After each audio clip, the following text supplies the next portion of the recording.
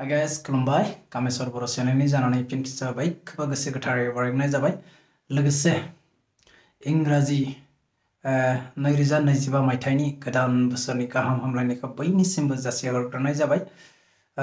दिनैनि टपिकआनो जाहैबाय सनितपुर जिल्ला बर' थुनलाइ आफादनिनो खुंगा 53थि बोसोरारि जुथुमा खुंनो थांगासिनो दं। बेयाव जों दिनै थांनो ओंखारदों। आरो लोगोसे बालिजुलि गुदि बर' थुनलाइ आफादनिनो रुफाथि मायथाइ फोरबो फालिगासिनो दं।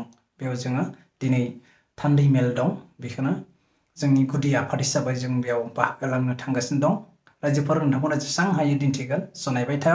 बे जायगायानो जाबाय भालुकपुं होननाय जायगायाव अरुणाचल बर्डार बालिजुलि गुदि बर' थुनलाइ आफादनि सिङाव। रायजोफोर नायबाय था जेसेबां हायो दिन्थिगोन। सिफुं सुगोन ओंखायनो जों खावलायदों सनासरि बिनानावखौ मिलौदो देंखोजों सिफुंखौ सुग्रोनो थाखाय बेनि उनावनो जों लखन बर' सारखौ खावलायगोन दिनैनि हारिमु बिरखं आयदाखौ बेखेवनानै होनो थाखाय बिनानाव बिथांखौ जों लिंहरनाय जादों।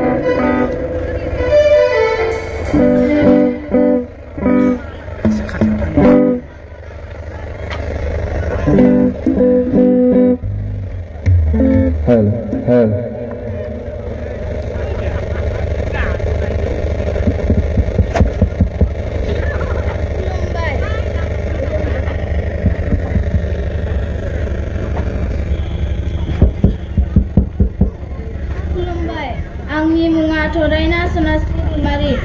आंनि गामिनि मुङा मरियनि। आं दायो मोनसे दोंसे गोदै मिलौदो सिफुंनि देंखो दामनो होदों। बेवहाय माबाफोर गेना गोरोन्थि जायोबा रायजो राजा नोंथांमोना आंखौ निमाहा होबानो जाबाय। आं दायो बागुरुम्बाखौ सिफुंजों दामनो नागिरदों। दे रायजोफोरा खेबसे हाफा खबना होनांगौ रायजोफोर बिनानावसिम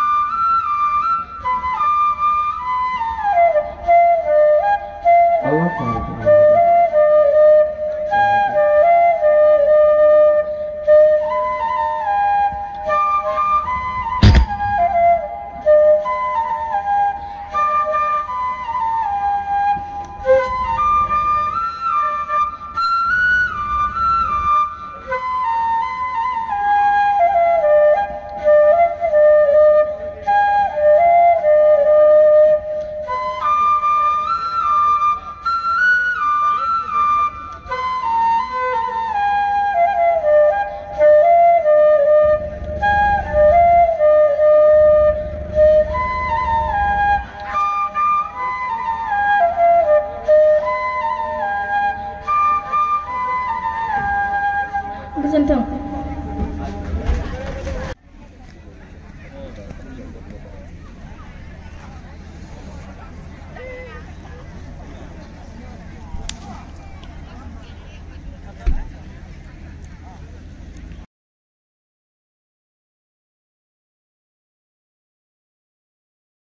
साइना सालियाव मुगानि थान्दै महरै नुजादों जेब्ला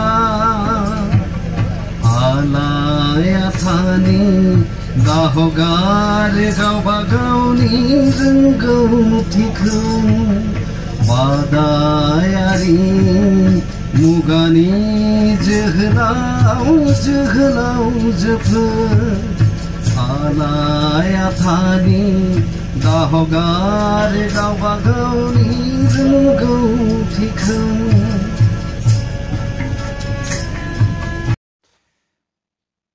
Hi guys, खुलुमबाय बेरेफुं समनि गाहाम हामलायनायखौ बयनिसिमबो जासिहरग्रोनाय जाबाय। स' मैयानि टपिकमोन आद्रा थानाय बे टपिकखौनो दिनै दिन्थिबाय। मानो होनबा मैया मोनालायबाय, बेनिखायनो माखासे जाखिनि हादों बेखिनिखौ दिन्थिबाय।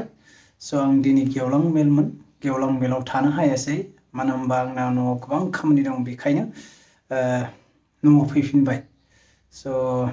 जाखिनि हाबाय दिन्थिबाय रायजोफोर, नोंथांमोना गाज्रि मोननो नाङा।